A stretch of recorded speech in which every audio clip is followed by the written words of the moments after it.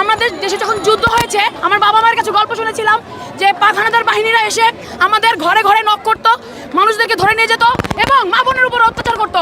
আজকে ঠিক তারই প্রতিশ্রুতি আমরা দেখতে পাচ্ছি এবং তার সাথে সাথে বলতে চাচ্ছি পুলিশ বাহিনী আমাদের সাধারণ ছাত্রছাত্রীদের আমাদের একটা আন্দোলনকে ঘিরে আমাদেরকে যেভাবে হয়রানি করছে, এটা পাক হানাদার বাহিনীর থেকেও নির্মম, নির্লজ্জকর, ধিক্কারজনক। কারণ এটা আমাদের স্বাধীন বাংলাদেশ, সেই স্বাধীন বাংলাদেশের একটা স্টুডেন্ট আজকে স্বাধীনতার সাথে চলতে পারে না। আমাদের এই ফোনটা, হাতের মোবাইলের মধ্যে যে ফোনটা, সেটা তারা প্রতিনিয়ত চেক করছে।